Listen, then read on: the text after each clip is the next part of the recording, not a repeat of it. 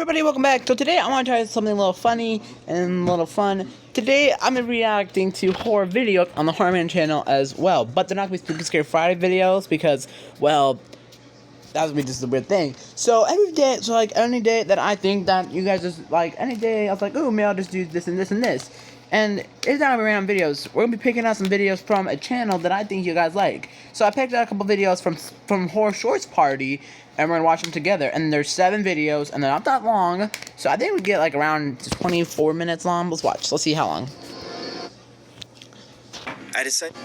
This story happened to me a couple years ago. Remember from episode 2 of Spooky Scary Friday? I was typing out a school report for my English class and was pretty worn out from the tedious amount of thinking that transpired throughout the paper. Hey! I decided to take a break and procrastinate a little bit, maybe watch a couple of YouTube videos. I needed to take some stress off my mind, but didn't really have anyone to vent or talk to. This gave me the idea to visit a chat room called Omegle. For those of you who don't know what Omegle is, it's a chat room where you can literally video chat with random strangers online through your computer webcam. Alright. Needless to say, Omegle definitely helped with my social skills growing up as a child, Dang. so I was always active on it. I remember this one particular night. I was having trouble meeting new people. This left me a little frustrated to say the least, but that's the kind of thing to expect when you're on these kind of chat sites. That's when I stumbled upon this one guy. He looked to be around the same age group as myself, and seemed like a pretty harmless individual. I decided to say hi. He didn't say anything back, he just typed the word hi in the chat box. I found it kind of weird that he would go through the effort of typing out hi as opposed to just saying hi verbally. He then waved at me and began typing something else. He introduced himself in the chat box saying, "My name is Daniel, what's your name?" I verbally said, "My name is James, how are you?" He then stares at the camera and doesn't say a word to me, completely dismissing the fact that I just asked him a question. At this point, I was convinced that this had to be some sort of pre-recorded video and that someone was just trolling me. That's when he began typing in the chat box again saying, "I'm deaf, please type in the chat box unless you know sign language." I honestly felt stupid and immediately typed, "No worries, my name is James," and gave a quick thumbs up as an act of kind gesture. He immediately typed back saying, "Nice to meet you, James," and gave me a thumbs up as well. He then typed something else that left me dumbfounded. He said, "I will use my whiteboard to chat with you going forward because my hands will be occupied." I was confused by what he meant by that, so I typed, "What do you mean by your hands being occupied?" He then starts writing on a whiteboard and raises it up on the screen, which read, "Want to play a game?" No. I typed, "Sure, what game you want to play?" What he did next is something I will never forget to this day. He held a revolver up with one hand and the whiteboard up with the other hand, saying, "Let's play Russian roulette." Nah. Honestly, quite creeped out by this guy and was contemplating on clicking the stop option to skip this weirdo. That's when he wrote another message on the whiteboard saying, "1 of 6. I was confused by what 1 of 6 meant. He then took the revolver, slipped one bullet inside the cylinder, and began spinning it with his other hand. I now knew what he meant by 1 of 6. Rounds. It seemed like the guy was about to demonstrate an act of Russian roulette with one bullet in the cylinder of 6. He then puts the revolver against his head. I began typing, "What are you doing? Please stop this." The guy then smiles disturbingly on the camera and pulls the trigger. Nothing happened. He starts laughing hysterically like a psycho. I was honestly disturbed, but also skeptical that the gun was real, so I typed, "Is that even real?" He then points the revolver at the wall and begins to repeatedly press the trigger until the shot was fired. I was completely blown away by what I was seeing and typed, "Dude, you could have died!" That's when the guy raised the whiteboard to the screen again, showing the message, 5 of 6. Oh my God. I frantically started typing, "Don't do it," repeatedly in the chat box, desperately trying to get his attention. He then began loading the revolver with 5 bullets while I gestured no by waving my hands back and forth like a lunatic. I knew the odds of him surviving this time were slim to none. He then raises the revolver against his head once again and begins to disturbingly smile, with tears running down his face. Oh my God. He began mumbling the words, "It was nice meeting you, James." I immediately slammed my laptop shut as I hear a gunshot a split second before the laptop was fully closed. I was left baffled on my computer desk. I hadn't a clue what to do. I stupidly Oh my god. with my eyes closed. I pressed my hand against the screen where the video chat was located. I opened my eyes, and through the cracks of my fingers, I can see blood displayed everywhere on his screen. I immediately clicked the exit button on the Google Chrome tab and call it a night. To this day, I'm still skeptical about what I saw that night. I haven't reported anything to the police, nor have I reported anything to Omegle. I'm not sure if that was the wisest decision, but I hope I never encounter anyone like that again.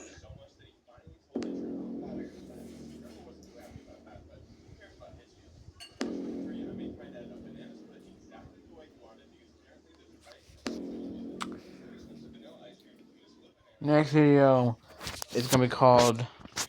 Next video is called True McDonald's Horror Stories, animated by Horse Stories Party again. That was a twisted one. This one, I like this one better than the. I like this one. Happened to me when I was working at McDonald's. My boss assigned a schedule amongst our staff. I was unfortunately scheduled for the night shift on Fridays. I didn't usually mind, as we didn't get a whole lot of business around this time of night. My boss was pretty laid back, and didn't mind if I went on my phone during business hours, so long as I got all my work done. I remember dozing off repeatedly due to the fact that I wasn't fully acclimated with the night shift hours. Psst. That's when I heard someone making a psst sound. The kind of sound you make when you try to draw someone's attention. I notice a customer trying to make an order outside, so I quickly greet them with my usual, "Hi, welcome to McDonald's. May I take your order?" I then heard a man say, "One Whopper, please. Yes, I would like one Whopper, please." Sir, this is McDonald's. We have a thing called the Big Mac, or the Quarter Pounder, or the fish fillet that no one orders because is it the most. You think you have Burger King? You think you have Burger King, master? The World King will whoop your A. I couldn't tell if he was being a smartass or not, so Yeah, I ended he's up being saying, smart, eh? "This isn't Burger King, sir. We don't serve that here." I heard him chuckling profusely after I said that. I quickly checked the security camera, only to see a clown. The clown was standing in front of the drive-thru menu without a car. It's not Halloween. Why the hell is this guy dressed up like that? I really didn't want to serve this guy, so I decided to use our company policy as a plausible excuse for him to exit the premises. "Hi, sir. Unfortunately, you need to be in a vehicle in order to purchase something here." "If you don't have a Whopper, I'll take a Baconator instead." I now could tell this guy was some random psycho harassing me. I instinctively yell, "Get the hell out of here before I call the cops!" I cautiously stick my head out the window, only to see the clown no longer there. A couple hours later, near the end of my shift, I notify my boss and fellow employees regarding the situation. They all dismiss my accusations by saying ignorant things like, "Did you get his autograph?" Or, "It was probably some guy that thought it was Halloween." I annoyingly pretend to be amused and head home. The following Friday, it was my time to work the night shift again.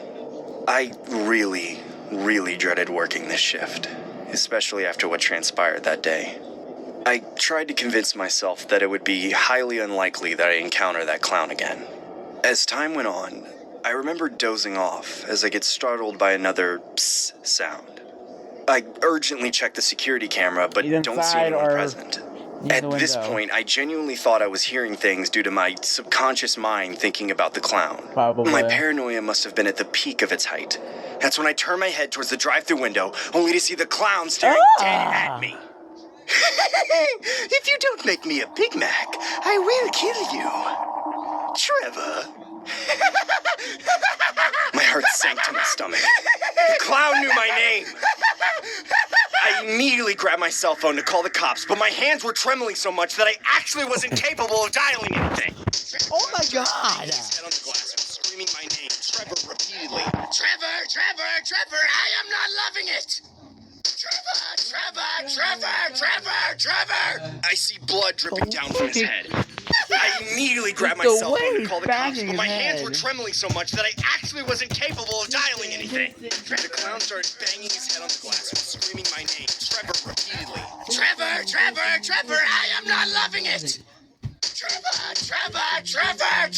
Trevor! I see blood dripping down from his head. I started shouting from the top of my lungs, "Leave me alone or I will call the cops!" The clown runs away as another car approaches the drive-thru lot. Try to get I back to normal. stupidly resume work and wait for my boss to come in. Upon his arrival, I explain the entire situation to him. He then dismisses me by Here's a saying, cut. "Don't sweat it, kid. It was probably some drunk. You can go home now." As he was talking, I noticed a cut on his forehead. I could even see blood start to drip from it. No. It can't be. Goodbye, Trevor. Oh. No!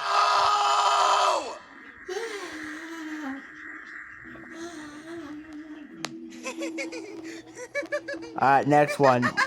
We might get it. Oh, this one is called True Paranormal Activity Horror Story Animated. So originally I was doing this, but then I scrapped it because I'm like, you know what? Maybe I do like a whole series for view reaction. So this one's called Paranormal Activity Horror Stories Animated.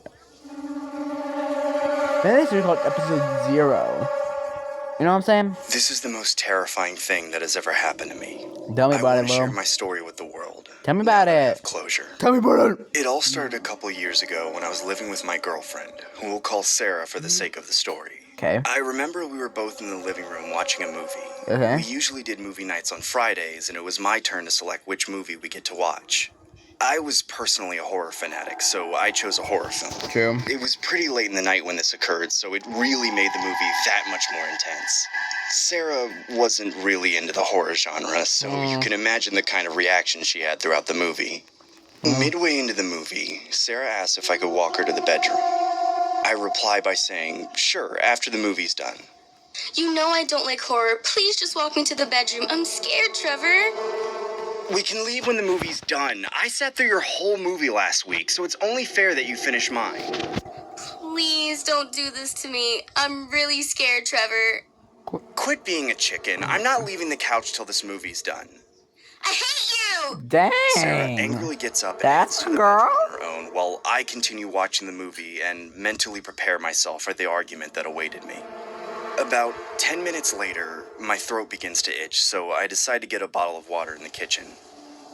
As I stood up from the couch, I get startled as I see Sarah standing in the darkness of the hallway. What? "Sarah, you scared me. I thought you were in bed sleeping." Sarah just stands there with her eyes wide open, gazing into my eyes with her emotionless expression, almost like she was looking into the depths of my soul. I assumed she was still upset about earlier, so I said, "I'll be waiting in bed," as I casually walked past her.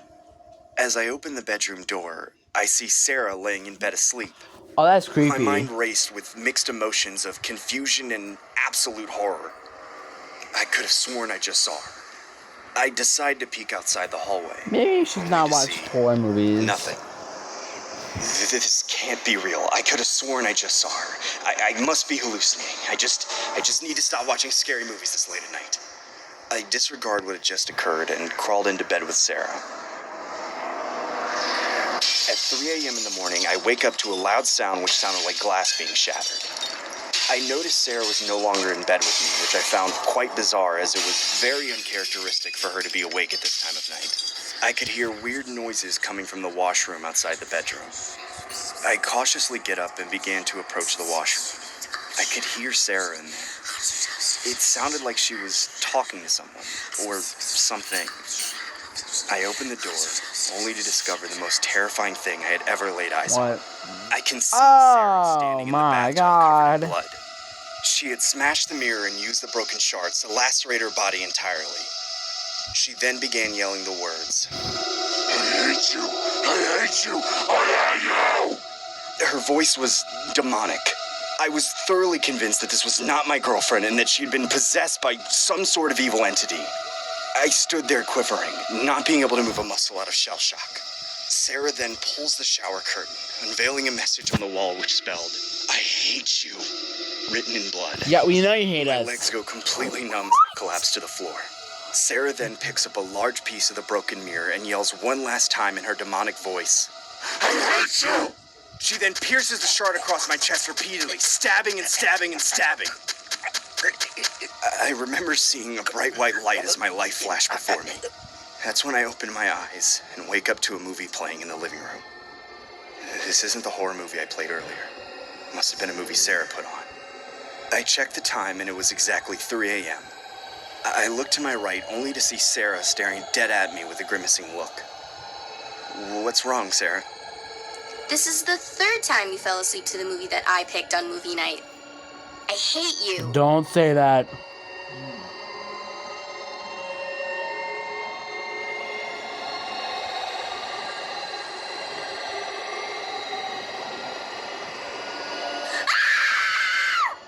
Sarah? Sarah?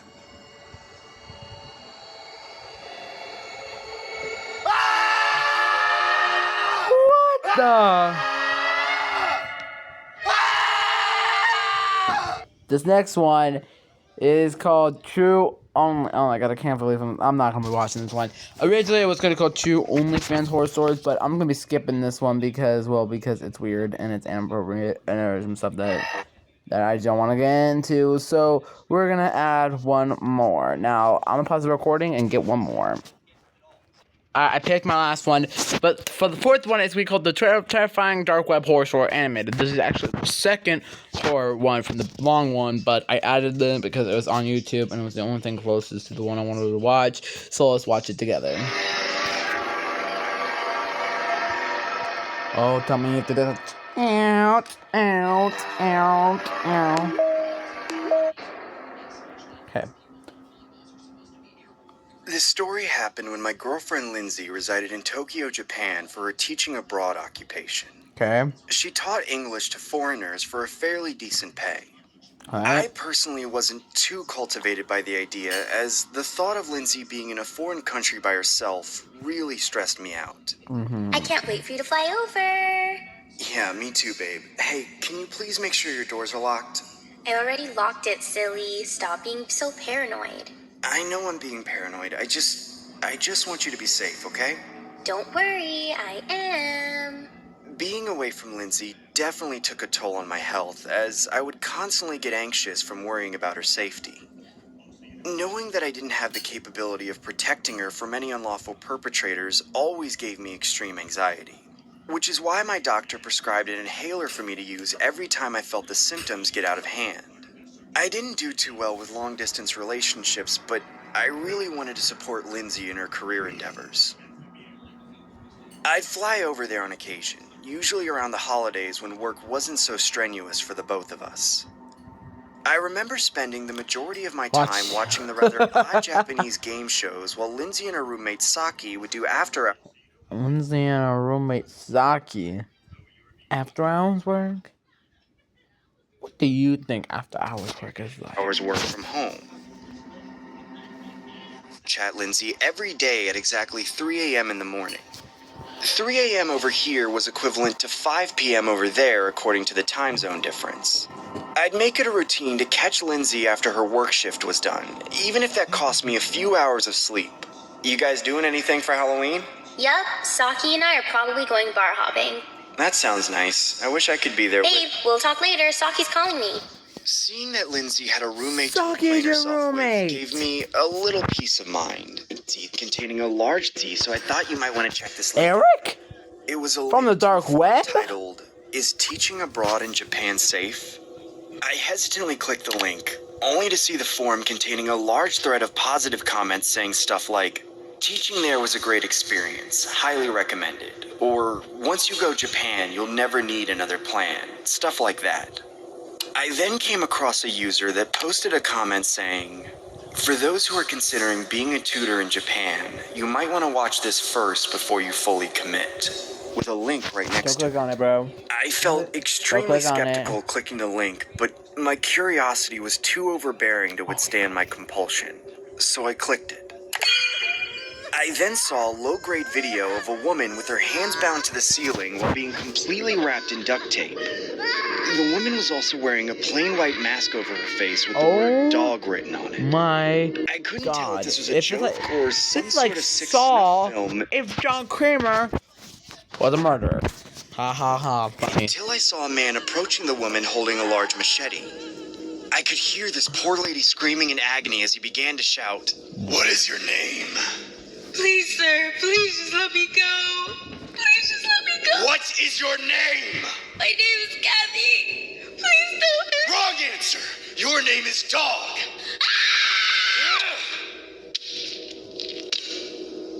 Oh! That's when I exited my web browser and instinctively video called Lindsay. It was I waited patiently for a return call at her convenience. I decided to stroll around Instagram for another hour or so till it was time to call it a night. I noticed Lindsay had posted a few pictures from the Joker, Halloween night out she had a couple days Batman, ago. there's Batman over there, and It looked like Grinch. a huge costume festival of some sort on the streets of Japan. That's when I spotted a shocking revelation in each of the photos presented. I saw a man wearing the same god mask as in the snuff film I'd seen earlier, nonchalantly masquerading in the background of the photos. He was in every photo looking towards the direction of where the picture was being taken. Or should I say, the direction of where my girlfriend and her roommate were. That's when I get a video call from Answer it! I unnervingly accept it Oh and see my what seemed to be gosh. Lindsay and her roommate Saki wearing white masks with the words Dog 1 and Dog 2 written on them. Hey, why the hell are you guys wearing that? I want to play a game. Guys, who the hell is that? They both stood there silent looking at the webcam, almost like my words didn't have any significant purpose to them. I then heard the man in the background saying, "Transfer $20,000 to Dog 2's PayPal account right now, or else they both die." Please don't make me do this. Do it! Dog 2! Take out Dog 1 now, or else you're both getting taken out! Please don't make me do this. Do it, Dog 2! Take out Dog 1 right now, or else I'm taking you both out! No, please. That's when Lindsay raises a large kitchen blade in the air and stabs Saki in the neck.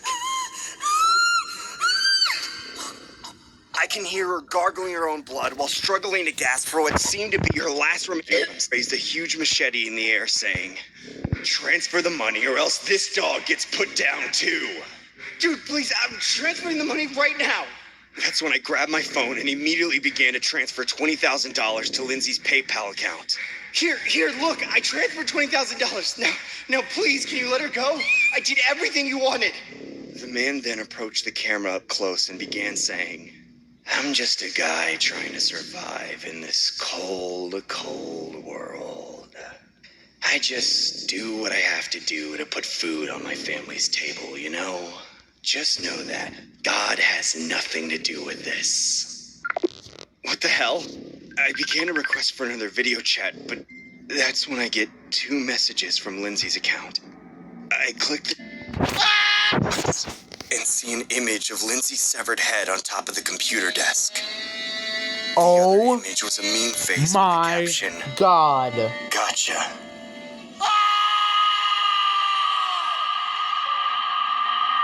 So she's already dead anyways. Last video. And it's called True Asylum. A horror story animated. And this is by a horror story party. I know. This is the shortest one, and this will be the last one. I want to get this whole video over with. Bound and Imaginary, huh?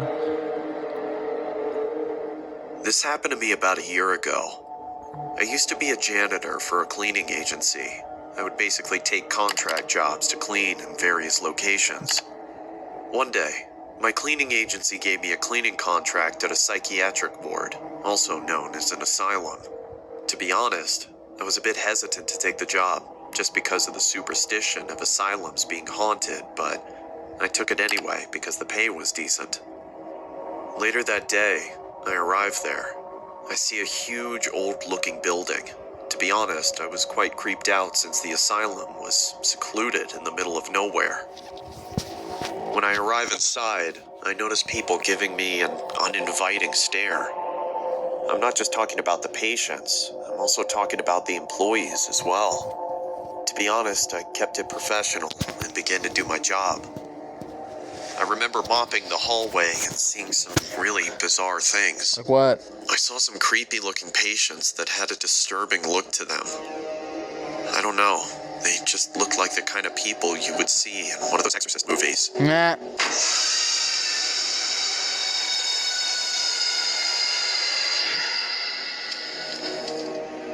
I remember seeing this one guy Oh. who really gave me the chills. It was a man who looked to be about 7 feet tall. My God.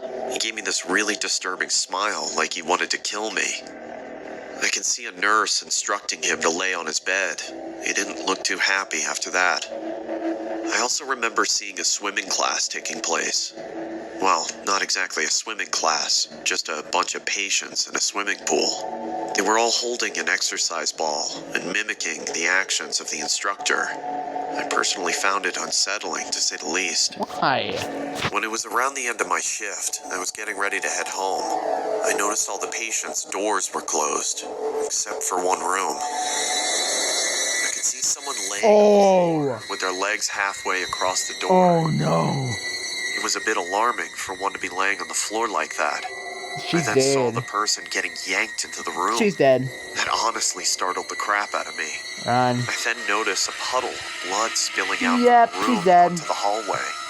I decided to approach the room and see what the hell was going on. As I peeked inside the room, I saw one of the most disturbing things ever. It was the tall man I saw earlier. He was biting the hell out of one of the nurses' God. necks.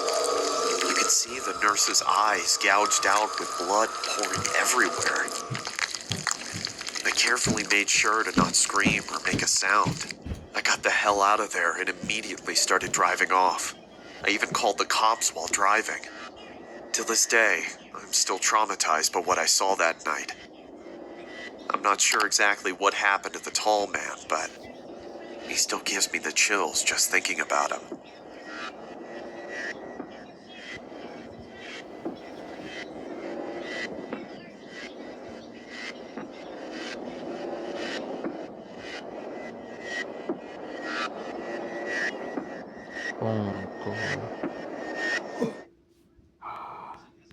That's it, guys. Thank you so much for watching. My name is Tristan Dingus. This has been the Horror Man channel. Thank you guys so much for watching. Bye.